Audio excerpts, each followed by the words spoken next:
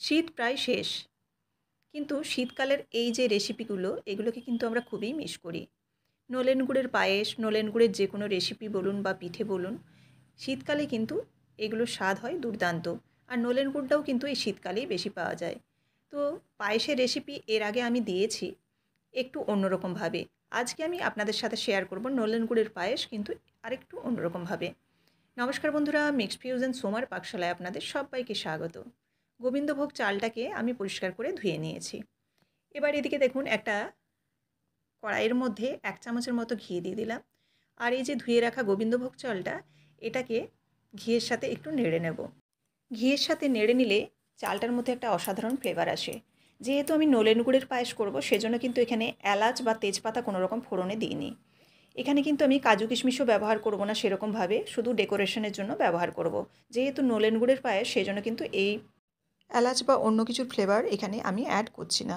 শুধুমাত্র নলেন গুড়ের ফ্লেভারটাই থাকবে। চালটা কিন্তু ভাজা হয়ে গেছে পুরোপুরি, দেখুন। এবার এদিকে দেখুন, আমি দুধ গরম করতে দিয়েছি। দুধটাকে ফুটতে দিয়ে দিয়েছি একটা সাইডে আগেই।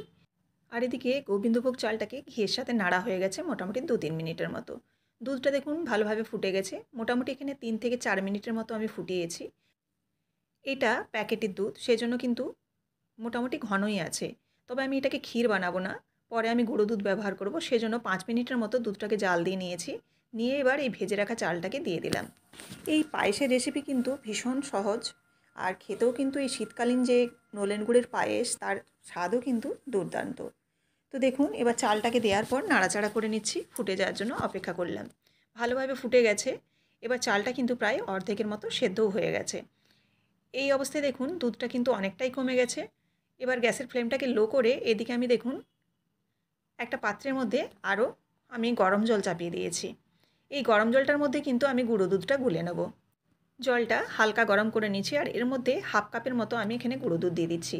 গুঁড়ো দুধটা দিলে কিন্তু এই পায়েসের স্বাদ হয় অসাধারণ। তো এই জন্য আমি গুঁড়ো দুধটাকে একটু জলের মধ্যেই গুললাম, কেন কি এখানে যেহেতু চালটা অনেকটাই কিন্তু দুধটাকে এখানে টেনে নিয়েছে, সেজন্য চালটা সেদ্ধ হতেও বাকি আছে। সেজন্য আমি এখানে জল দিয়ে গুঁড়ো দুধটাকে ঘন করে গুলে নিয়েছি।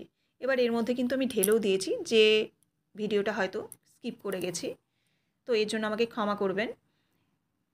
গুঁড়ো দুধটা এরকম ঢেলে দেওয়ার পর জল শুদ্ধ, তারপরে চালটাকে মোটামুটি আরও 5 মিনিটের মতো সেদ্ধ করে নিয়েছি। তারপর এখানে বাতাসা দিলাম। এখানে বাতাসাটা দেওয়ার একটাই কারণ, যে অনেকটা পরিমাণে যেহেতু এখানে পায়েস, সেই জন্য খেজুর গুড়ের পরিমাণটা বা নলেন গুড়ের পরিমাণটা অনেকটাই লেগে যাবে। আর পায়েস একটু মিষ্টি মিষ্টি না হলে কিন্তু খেতে ভালো লাগে না। সেই জন্য এখানে আমি বাতাসা কিছুটা পরিমাণ দিয়েছি, আর বাকিটা কিন্তু গুড় ব্যবহার করব। এখানে নলেন গুড় মোটামুটি 1 কাপের একটু কম ব্যবহার করেছি। আর এখানে চালের পরিমাণটা কিন্তু অনেকটাই যেহেতু ছিল, সেজন্য কিন্তু এখানে নলেন গুড়টা সাথে আমি বাতাসা দিলাম, মিষ্টিটা যাতে খুব ভালো হয়। এবার এই নলেন গুড়টা দেওয়ার সময় অবশ্যই খেয়াল রাখবেন, এই পায়েস করার সময় গ্যাসের ফ্লেমটাকে অফ করে দিতে। আমি গ্যাসের ফ্লেমটা অফ করে নলেন গুড়টা দিলাম, আর এখনও পর্যন্ত কিন্তু ফ্লেমটা অফ আছে। এই অবস্থায় গুড়টাকে ভালোভাবে আমি মিশিয়ে নিলাম। এবার দেখুন গ্যাসে ফ্লেমটা অন করে দিচ্ছি, আর এবার দেখুন ভালোভাবে ফুটিয়ে নেব আরও 3 থেকে 4 মিনিটের মতো। চাল তো একদম প্রায় সেদ্ধই হয়ে গেছে। খুব একটা ঘেঁটে ফেললে কিন্তু যে কোনো জিনিসেরই টেস্ট থাকে না, তেমনি পায়েসেরও থাকবে না। তাই মোটামুটি ঠিকঠাকভাবে সেদ্ধটা করে নিতে হবে। আর দেখুন থিকনেসটা, এটা যখন ঠান্ডা হবে তখন কিন্তু আরও ঘন হয়ে যাবে। তো গ্যাসের ফ্লেম অফ করে দিলাম, আর ঠান্ডা হয়ে যাওয়ার পর আপনাদের দেখাচ্ছি। দেখুন ঠান্ডা হয়ে যাওয়ার পর কতটা কিন্তু শুকনো হয়েছে, অর্থাৎ অনেকটাই কিন্তু দুধটা টেনে নিয়েছে। নলেন গুড়ের পায়েসের রেসিপি আমি 2-3 রকমভাবে বানিয়েছি, যেটা আপনাদের সহজ পদ্ধতি মনে হয় সেরকমভাবেই করতে পারেন।